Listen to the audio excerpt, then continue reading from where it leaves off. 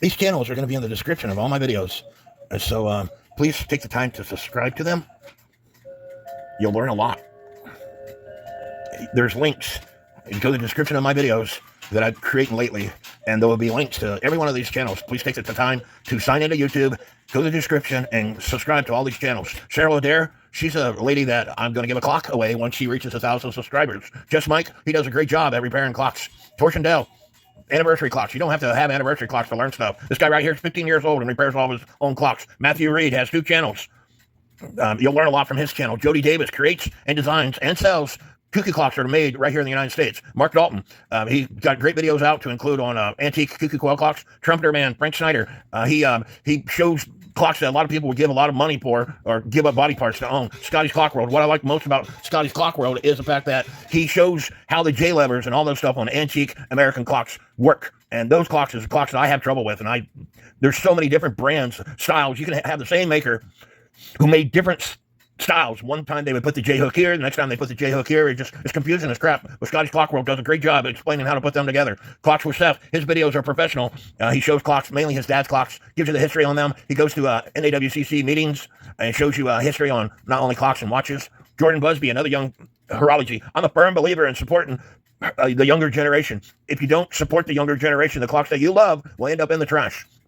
So support the younger generation. And this guy right here, David Texador, he's had a YouTube channel for 11 years, and I became his 48th subscriber. He subscribes to my channel and Cheryl's channel and a few other people's channels. Scotty's Clock World. He advertises for Cheryl and Scotty's Clock World and his homepage of YouTube and a few other people. But please take the time to subscribe. It's free to do so. You don't have to pay a dime to subscribe to anybody's channel. Now, some channels have it to where members only can see certain videos that people who don't pay a membership fee can't see.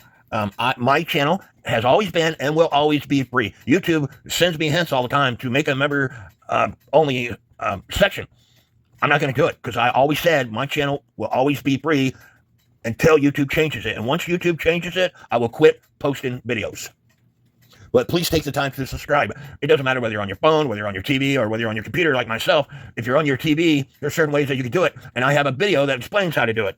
You figure it out depending on what you use. I don't know what you use, but please take the time to subscribe to their channels. But you have to sign into YouTube. If you don't have a YouTube account, it is free to create a YouTube account. All you have to have is an email address. And most people have an email address because they have a Facebook account. If you don't have an email address, there are free email address accounts that you can go to. I have a Yahoo email account. No, I'm not going to tell you what it is because I never go there. That I created like 25 or 30 years ago. I never paid a dime to have this free email account. But there are other email accounts. If you have the internet, more than likely you have an email account. You have to be signed into YouTube to subscribe to these channels or to make comments on their videos. So please take the time to do so. And again, I'm making it easy for you. Every channel that you've seen is going to be in the description of my videos. Let me take that back.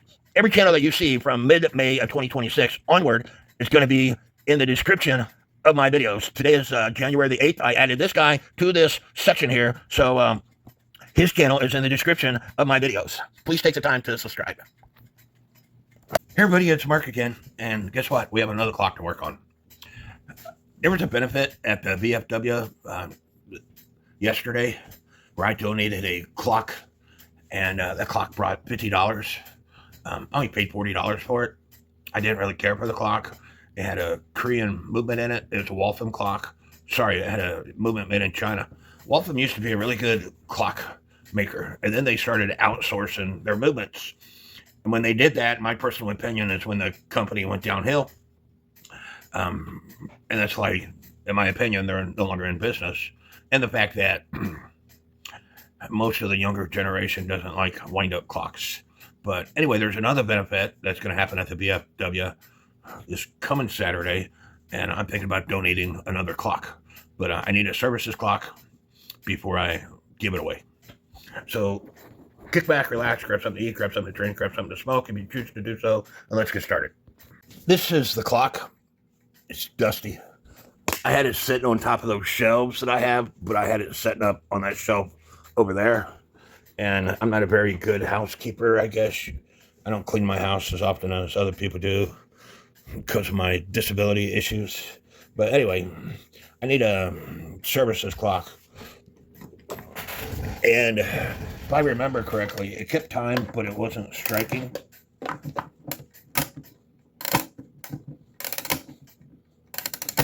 the spring is slipping. So I got this clock over in England, and it's dirty as crap. First thing I need to do is take the pendulum off. The gong is loose. There's Japanese beetles all throughout the clock.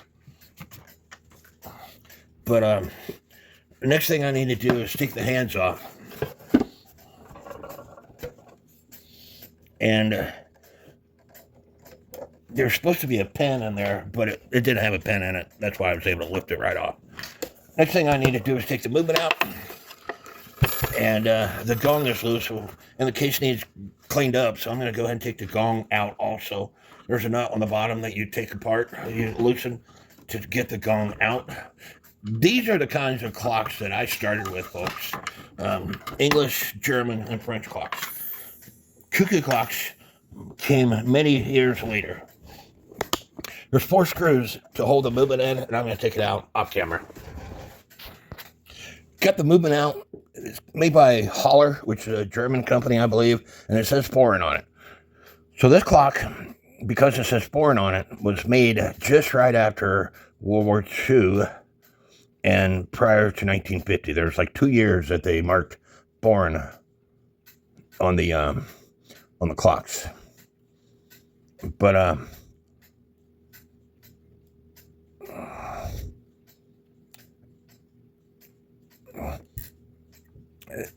first thing you have to do prior to taking a clock apart is to let down the power. And I like taking the suspension spring off, because I guarantee you if I don't, I will break it.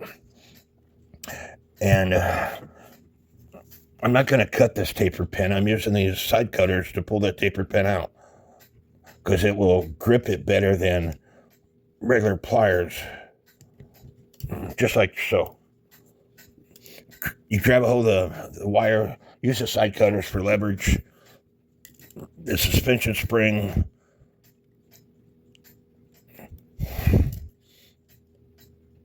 is now out. So I'm going to let down the power. I have one official letdown key, and it doesn't fit. No big deal. All you need is a broom handle, and I've got a video that explains how to make this thing. You need a broom handle, you need a slot in the wood, and you need to drill a hole, and I didn't drill this hole long enough, and I'll explain why. On a key like this, the purpose behind that hole is so the stem will go down in that hole, but I didn't drill it far enough so the stem doesn't go in it, so I'm going to drill the hole further. So now I drill the hole further, and now I can put this key in there, and this would be my letdown key if this key fits this, but it don't. So I got to grab a key that fits that. And you can't use the universal key as your letdown tool, because this won't fit onto that universal key. So you have to find a key that actually fits the winding stem. So here's a key that fits the winding stem. This is called a click. This piece right here, it catches the click wheel. This is called the click spring, which puts pressure on the click. So when you wind it, it pushes up against the click wheel and catches. So what you have to do is take your winding key, your letdown key, give it a little bit of wind, and move the click away from the click wheel, and then slowly let the key, the winding letdown tool, down in your hands. And now the power is completely off of this wheel. So I have to do the same thing over here.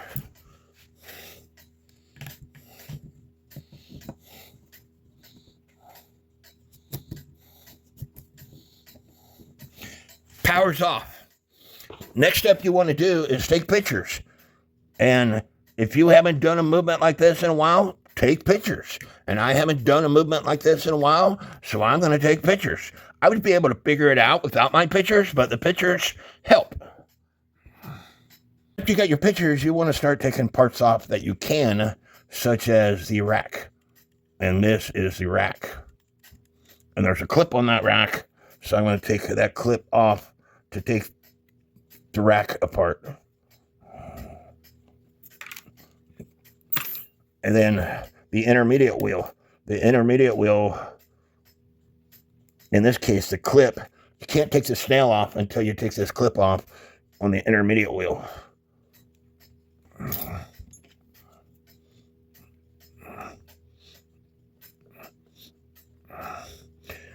And sometimes they use cheap E-clips that can be a pain in the butt to take off. So let me get that one off. So the clip is off, the snail can come off, the intermediate wheel can come off. This tab right here is what catches the cams to put this thing in motion. This is the lift lock lever, which lifts the rack stop lever. This is a lift lock lever. This is a rack stop lever. This is a gathering cam with gathering pin. And it's going to be all easier to take all these levers off. And there's tapered pins that hold these levers on. So I'm going to take those tapered pins out and pull the levers off camera. I got the rack stop lever off. The lift lock lever you can't take off because it's in between the plates. The gathering cam with gathering pin, all you have to do is take a pair of tweezers, stick underneath it, hold it so you don't bend the arbor, and tap the tweezers. The design of the tweezers will pull it off. And it's going to be a lot easier to take this movement apart and put the movement back together with that gathering cam with gathering pin out of the way. And the same way with this. I'm going to take this bridge right here off that holds the barrel in place.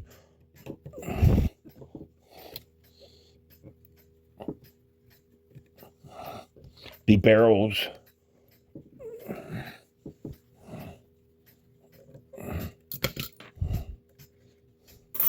Now the click wheels will come off.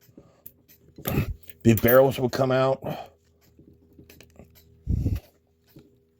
I say they'll come out. They should come out because there's this notch. Not all the barrels come out.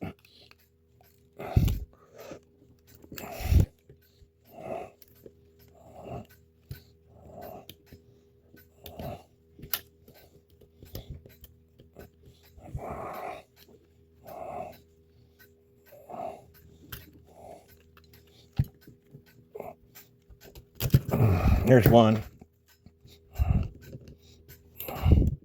And there's the other one. Now I want to take this minute wheel cam off. But in order to do that, I need to put these legs, movement assembly legs on, because I'm going to get a tool out to take that cam off, because it'd be a lot easier to take this movement apart and put it back together with that cam out of my way.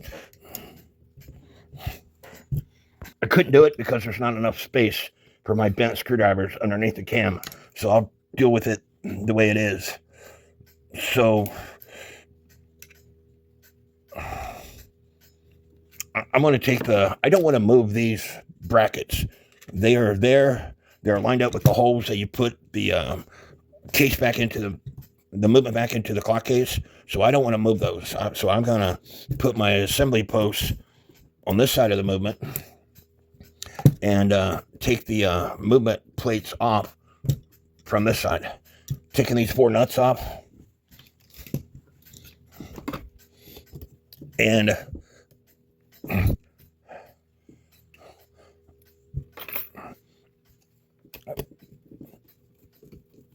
when I take the movement apart, I'm not going to be able to take it directly apart without wheels getting stuck because that cam that I couldn't take off. And I've got my ultrasonic cleaner turned on to 35 degrees Celsius, and I'm waiting for it to heat up. I was able to take it off without the wheels coming apart because I said that, and then I moved this wheel out of my way. So you want to get a picture of this straight down and from the sides, that way you can figure out how to put it back together. So that's what I'm going to do now. So now you want to start taking the trains apart. You have a time train, you have a strike train. And it's best if you take one train and you pick which train you want and put it on a wire. That way, when you put it back together, it's easier and you don't get the time train wheels mixed up with the strike train wheels. So time train is on a wire. So strike train I can take off, and everything else is pretty much in place.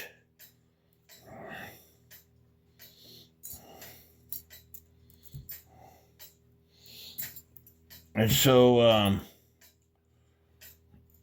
I don't need to take this off. I could, but I don't need to. If you take this off, this bridge moves up and down. It's to help get the clock in beat, to get the pallets in the right depth of the teeth, and the clock was working, so I don't want to take this off. I could put scratches on it. I'm not going to. I'm just not going to mess with taking it apart.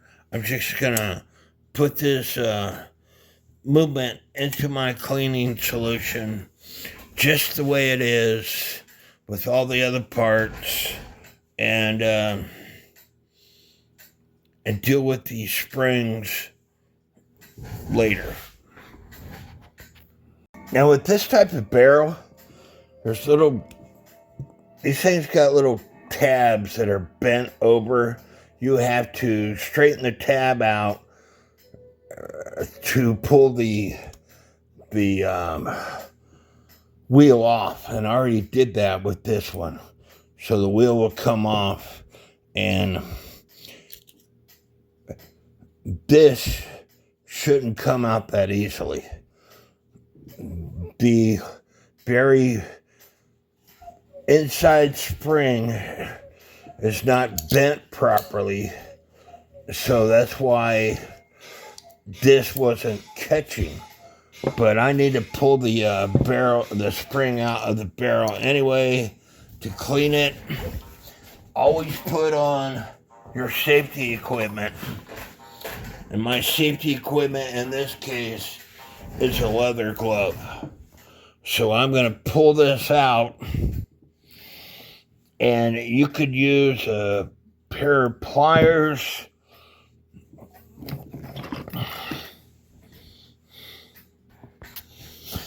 or you could use, this is my pivot tool. It's just a flat tip screwdriver that I cut notches. That way I can move the pivot, push the pivot, manipulate the pivot. You put this down in there, and it'll grab a hold of that spring.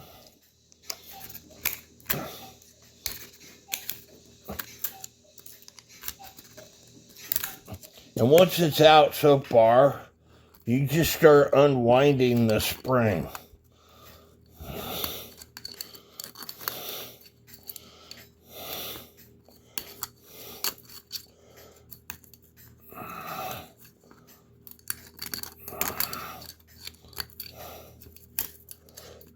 And this kind of system kind of sucks. As you can see, the spring is catching on the notches, so you have to keep that in mind when you're pulling the spring out and putting it back in. It's just a cheap system, in my opinion.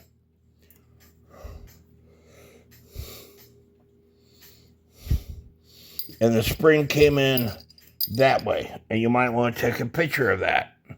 Sorry, it came out that way. It goes back in that way. And before I put the movement back together, I want to clean up the case. As you can see, there's Japanese beetles and spider webs and everything else inside this case.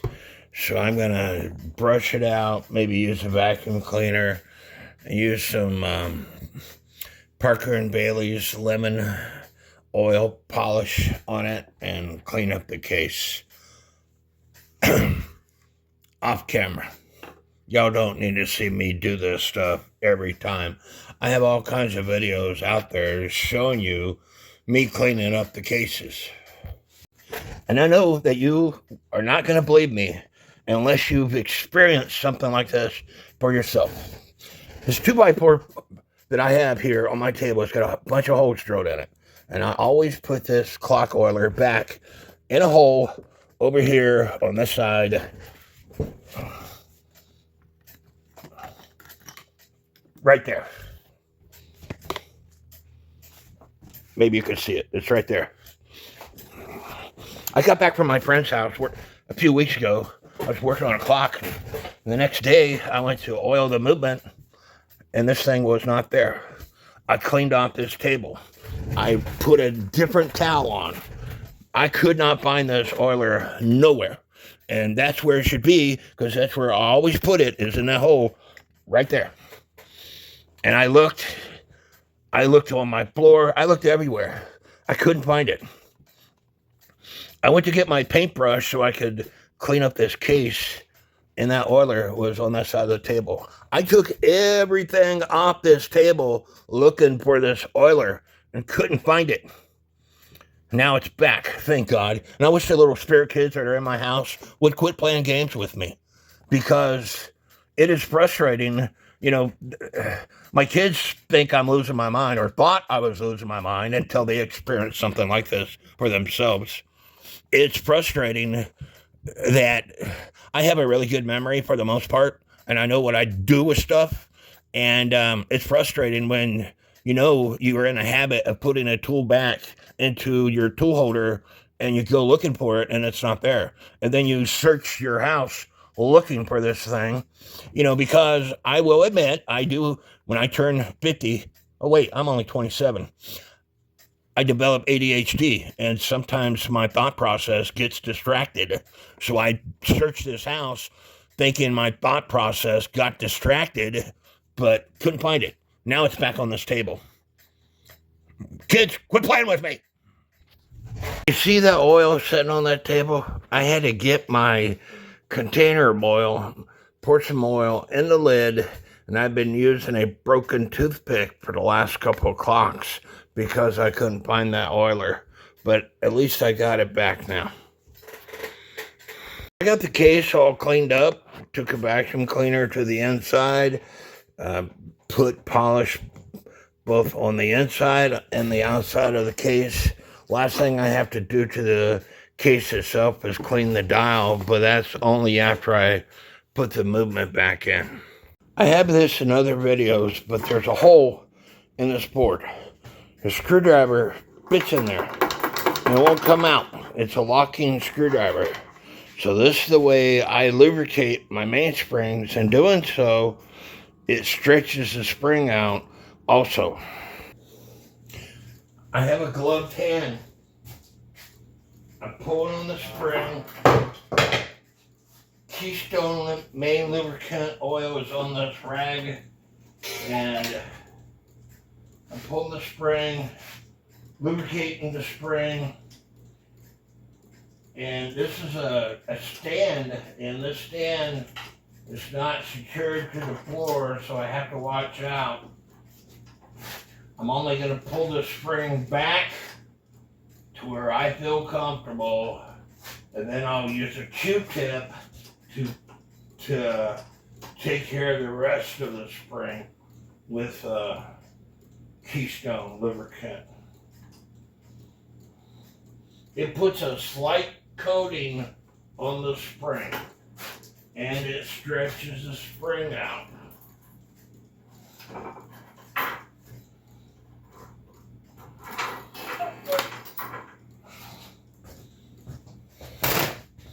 Let me go get the other spring. Stand by.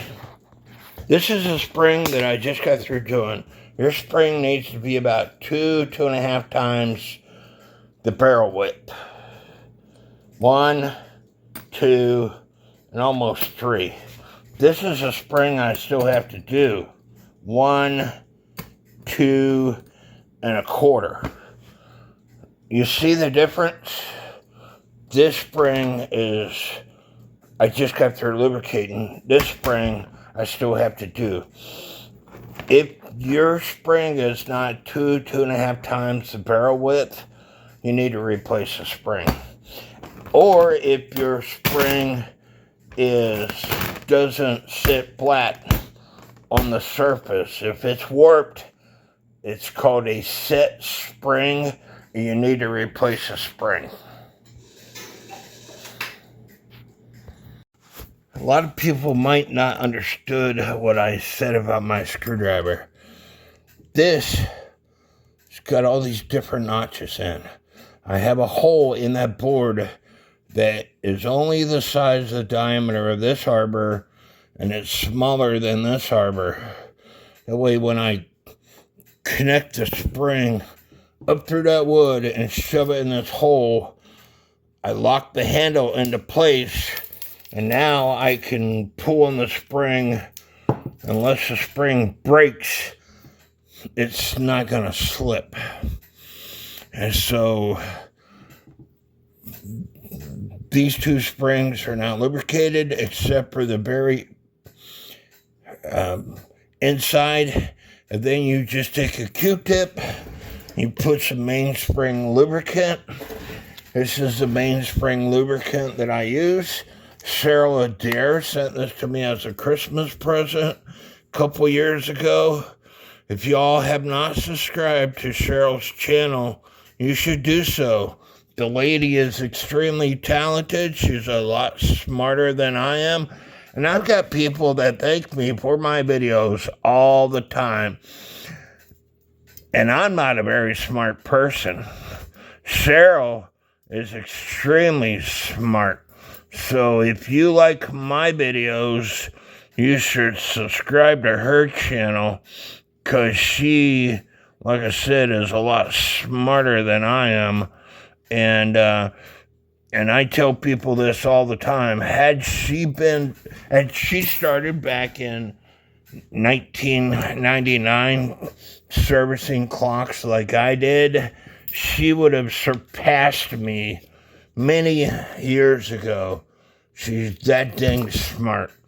Talented girl. Subscribe to her channel.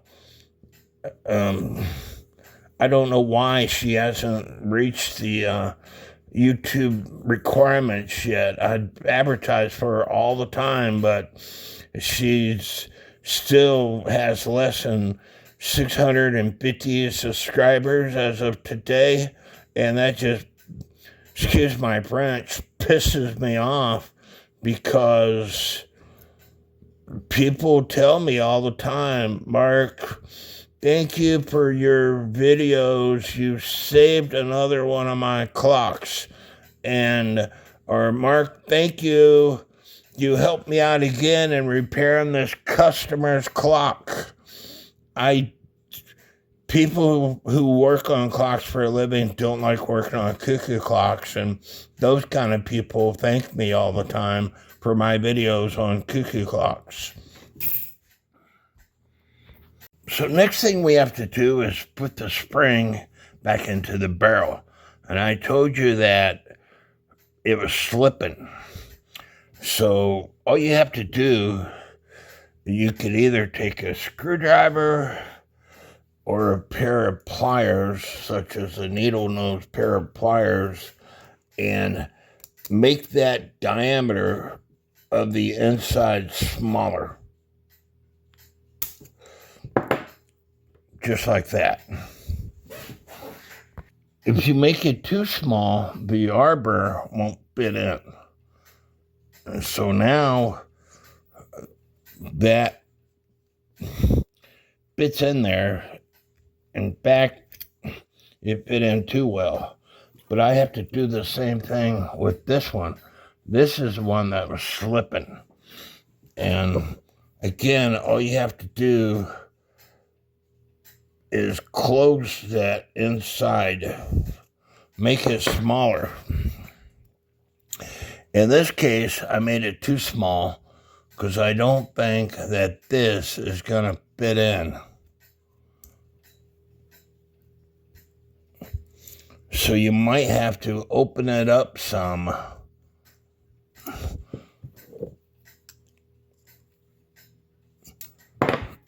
But don't be bending it back and forth too much because you will break it. And I've got a video that shows you how to fix it. Just like I have a video that shows you if this part breaks. As you can see, it broke off in the past and I put a different hole in. But anyway, I need to put these springs back in and then put the cap back on the spring. And I'm going to do that off camera. The most important part is you make sure that this catches into the barrel. And you should be wearing gloves. There's a little tab right there that this catches on.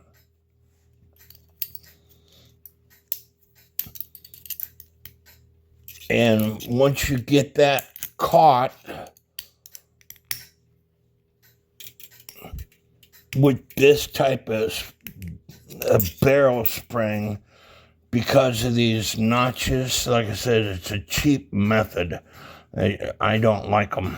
But once you get that caught, you just wind the spring into the barrel. Being careful doing it. Wear gloves.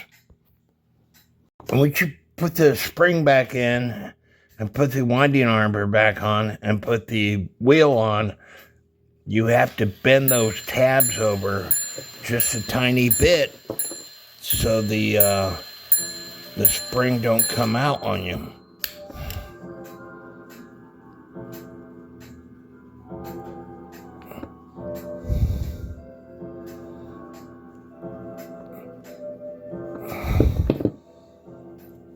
But you have to make sure that the cap is all the way down to bend those tabs. And I told you that the very first part of the spring has to catch that tab. And because of the design of this barrel, I don't know whether it did or not, I've got the winding arbor in my drill. I'm going to turn the drill down to a low setting. I'm going to grab the barrel with my gloved hand and I'm going to turn on the drill. It's too low of a setting because I want to see if that spring is caught. I think it is caught. I had to turn my drill up some more. It's caught. I'm going to do it one more time. Watch the spring. You're going to see it wind up.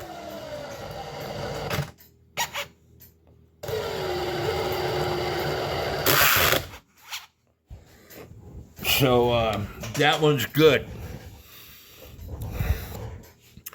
I tell people all the time, work smarter, not harder. Use the tool that God gave you, which is your brain. And I have carpal tunnel in both my hands. And currently I have a torn tissue in my left shoulder. So me putting these springs in by hand, I have to take a break. And here I'm taking a break. I'm holding the thing. It's not going anywhere. It gives my hands a break. And when I feel like doing it again, I'll continue putting the spring in. Now this cap didn't want to go all the way down. And you'll see with this cap, you can barely see the holes. They're all the way up to the barrel. So what I did was found a socket big enough that would fit onto this, put this in my hole, tapped it down, and now the barrel is down. So now I can bend those tabs. And speaking of those tabs, there's there's one that broke off when I took this movement out. So they're not really intended to be bent over and over and over again. Again, it's a poor system, if you ask me.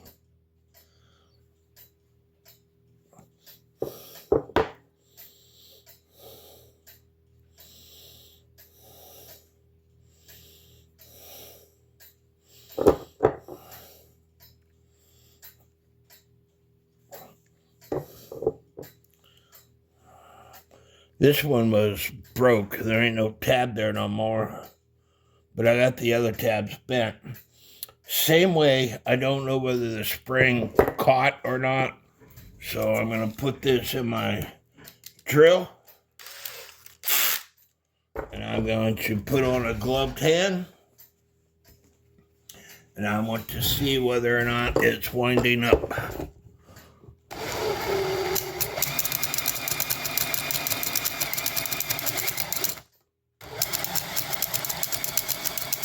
And it's not. It's slipping. So I have to take it back apart and figure out why it's slipping. If you look at this piece right here, that's the start of the spring. And the pin that it catches on is right here, on the opposite side of that. And it's over here. So when I turn the drill on, you're going to see this piece right here, which, again, the start of the spring, is going to move in different positions.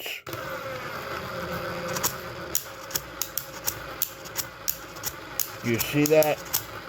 It's not catching that tab.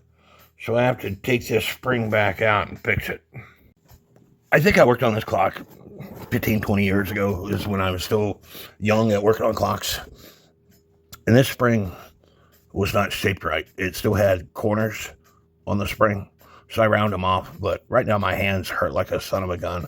It's midnight here. I have a doctor's appointment tomorrow. I think I'm going to call it quits for the night and continue working on this later. My doctor's appointment is for an x-ray in my shoulder that they have to do just by regulations before they can do an MRI.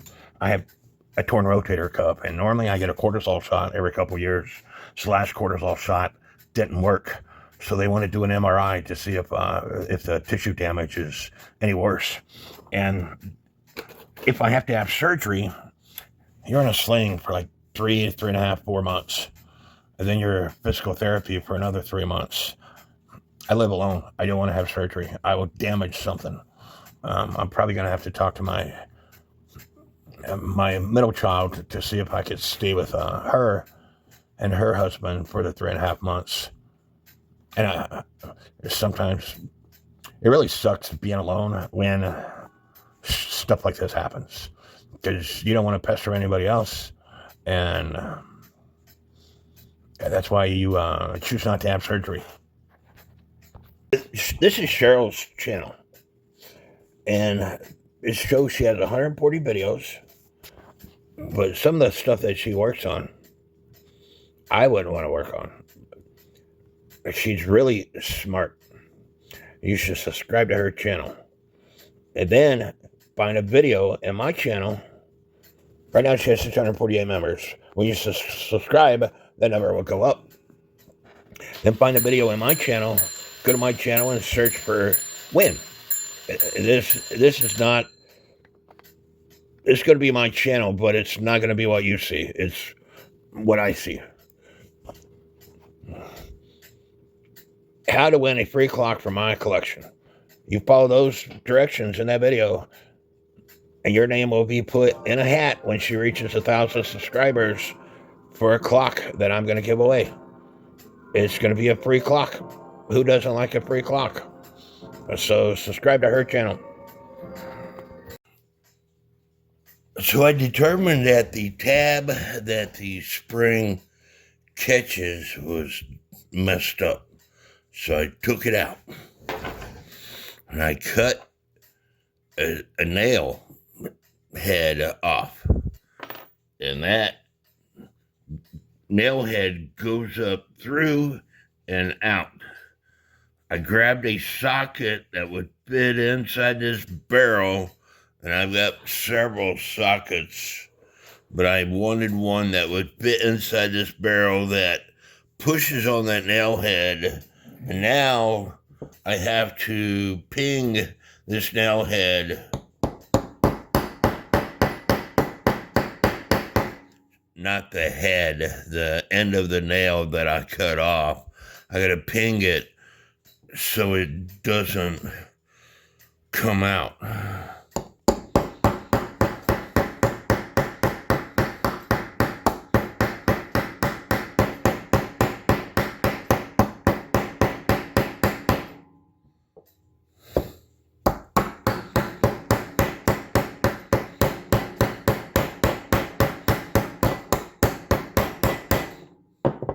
And I'm going to continue doing that off camera.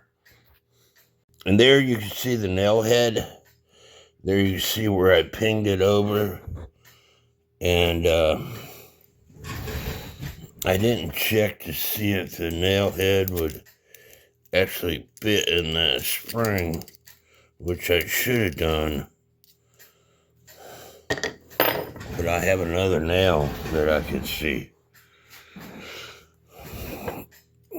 Now, some people grind the head of the nail sideways and stuff. You can do that. I don't think it really matters. If I would have ground the nail head sideways, it might fit in the hole of the spring if it doesn't. It took me a while. I didn't do a very good job of putting this pin in. The hole was just slightly bigger than the nail shaft. And so every time the spring went in, it would push the nail head toward the wall. But anyway, as you can see, it's winding up and it will work. You'll see there's a nail. I think it's a roofing nail that I use for a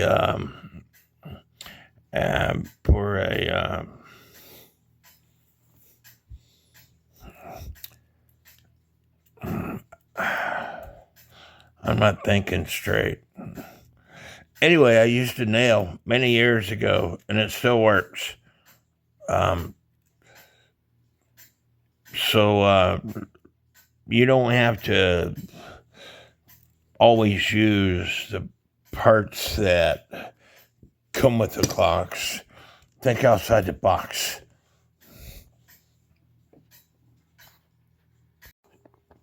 Doing a function test, I want to know if you are paying attention to my videos and whether or not you catch what is wrong with this. Only strikes one time. And do it again. I don't have the clips on. And do it again. Tell me why it's only striking one time. I know why, but do you know why? I'll explain it to you. The lift lock lever, it serves three things. This tab right here stops the warning pin when it's done striking. This tab right here goes into the gathering cam with gathering pin when it's done striking. But it's missing the pin that lifts the rack, which is supposed to be right here. And so if it had that pin, it would continue to strike, because the pin is what actually gathers the rack up, and while it's gathering the rack up, it's lifting this tab away from the warning pin on this wheel right here, which allows it to strike. So what happened to that pin, I have no idea, but I'm going to have to put another one in it. It's broke off. Now I have to wait for my red Loctite to dry, but I got a pin in, and you will now see that the rack is lifting up. And that's the whole purpose behind that pin, to lift the rack up to allow it to strike. And you see it shut off, that the warning pin hit the tab right here. So as far as the function test, I don't know whether I got this nail in the right place or not.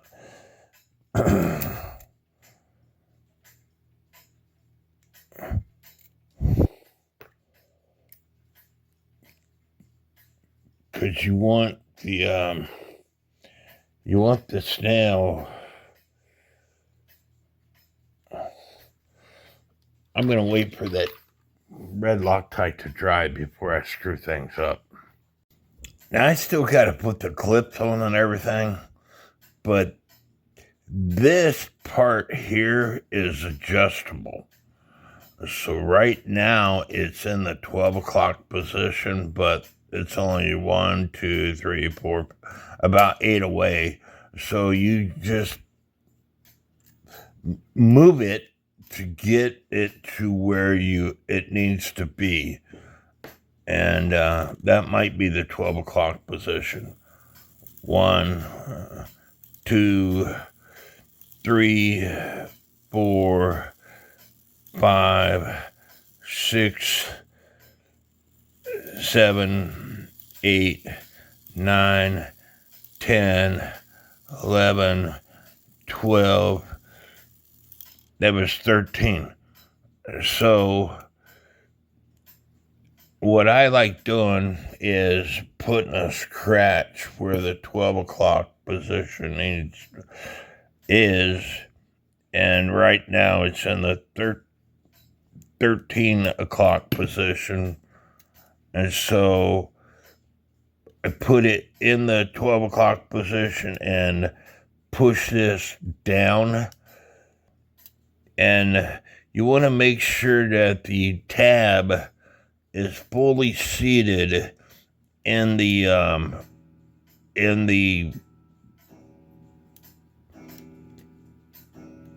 position, or it might skip on you. So let's try this again. 1, 2, 3, 4, 5, 6, 7, 8, 9, 10, 11, and 12. And it shuts off.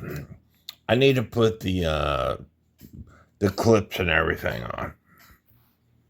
Now you will see when the hand goes off, it's a little bit off.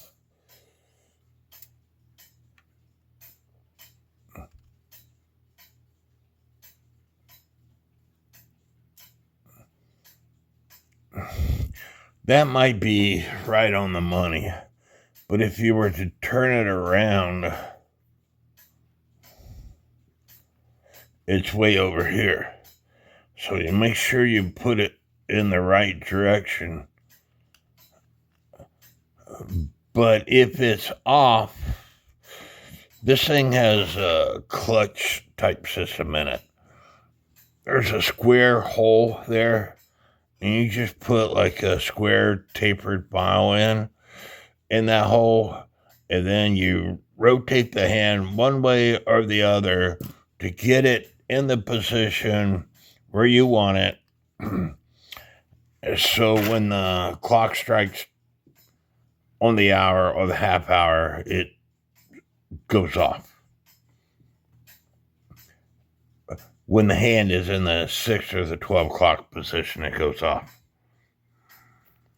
I didn't talk about it, but this part right here is a pendulum leader. It's what the pendulum hangs on. And there's a notch in it. You put that notch into the crutch assembly and give it a twist, and it'll go where it needs to be.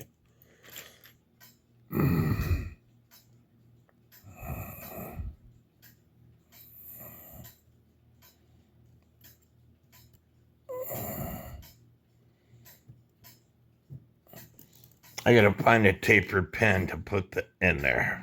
And when you're winding a clock, you don't want to make full turns. Make a half turn. Make sure the click catches before you let go. Because if I was to let go right here, that click could bypass those teeth. If you do it one time the wrong way, I guarantee you will not do it the wrong time, the wrong way from then on out. You will make sure that everything catches before you let go of that key. Now this thing has got a slip clutch system on it. It's got a clutch system on it. So if I move it, one way, it won't tick. If I move it the other way, it will tick. You just got to find the sweet spot for it to tick.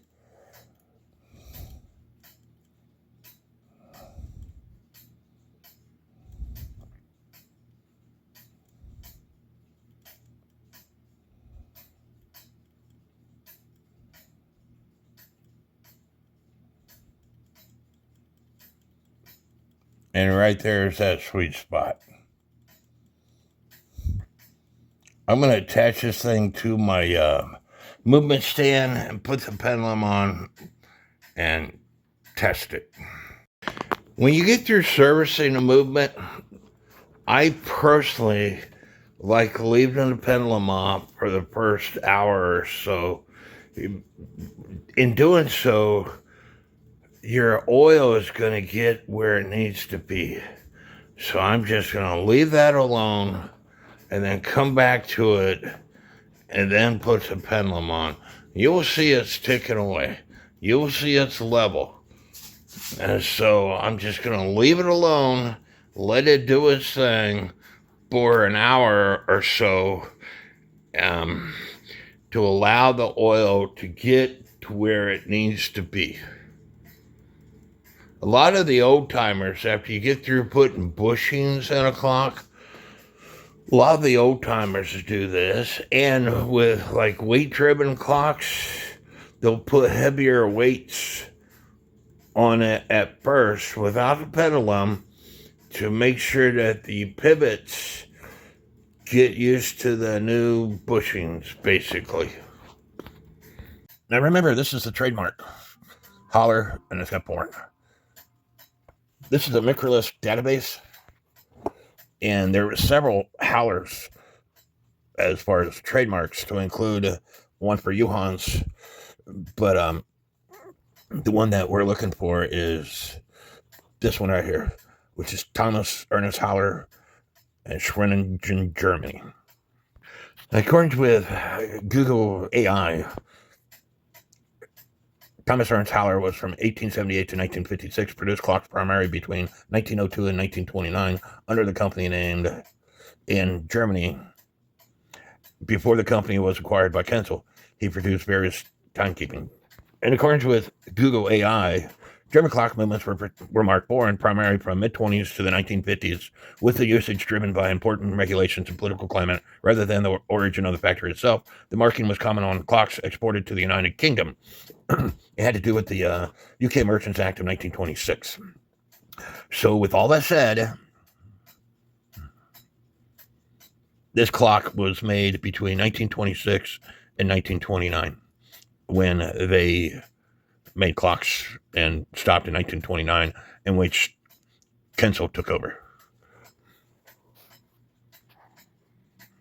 And this is an Art Deco style clock. And Art Deco style clocks were produced around 1930. Looking up eBay sold listings, this one sold, best offer was accepted.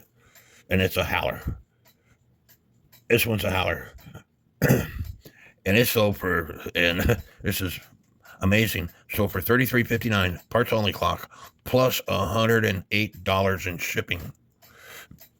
This one sold from the United Kingdom, $40 plus $108 in shipping, but it's a Westminster chimes. And this is not a Westminster chimes. And this is a Napoleon hat howler style clock, $122 in shipping, best offer was accepted, parts only. Another one from the United Kingdom, Westminster chime, $107 in shipping, $26.87. Another one from the United Kingdom, $108 in shipping, $50.76. Here's one that's located in the United States. It's an Art Deco Westminster chime, sold for $115 plus $27 in shipping. So with all that said, another howler Westminster, $105 in shipping, $18.77 was the bid. Another howler Westminster chime, $161 and $112 in shipping. So you're looking at $280 for that clock. Now, with all that said, this one's not working. And it sold for about $50. Another one, but that's an Ergos howler, sold for $200. With all that said, what I'm getting at, this clock is worth about $100 here in the United States, especially because I'm servicing it. When you're putting the movement back in the clock, it's best to put a couple of keys on the winding arbors. That way, when you put the screws in, the minute wheel with center arbor will be in the center of the hole. You might, if it's a 3-key system, use 3 keys. That way, this is in the center of the hole. You might also want to take a wooden dowel that fits in that hole and drill the wooden dowel out so it slips over the shaft so everything lines up when you put it in. So the clock is up and running, and if you look really closely in the keyholes, you will see the pendulum swing back and forth. The only thing that sucks about this clock is it takes either a number 8 or a number 9 key, and I don't have that many of those keys, and what I do have are very heavy-duty antique keys, and I don't want to give one of those keys up.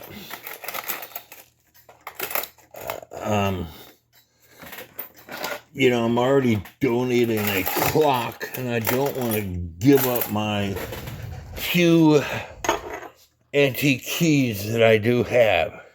Not all my clocks came with keys over the years. And this, look how thick that brass is. This is a heavy key. It's 36 grams. It's a heavy key. This is another key that fits it, but it has somebody's name on it. It's 31 grams. It's a typical key. 24 grams. It's another typical key. 27 grams. This is a older key. 17 grams. So with this thing being 37 grams and this other one being 30 grams. You know, I don't really want to give up these keys, and I don't have time to order keys. Today is March the 10th. It's actually 3:08 in the morning on March the 10th. Tuesday, March the 10th. And the benefit auction is this Saturday. I don't want to give up my antique keys, but the clock is striking. It sounds great.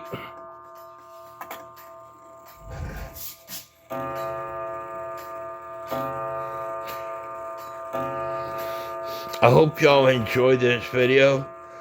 Please give me a thumbs up, leave me some comments, subscribe to my channel.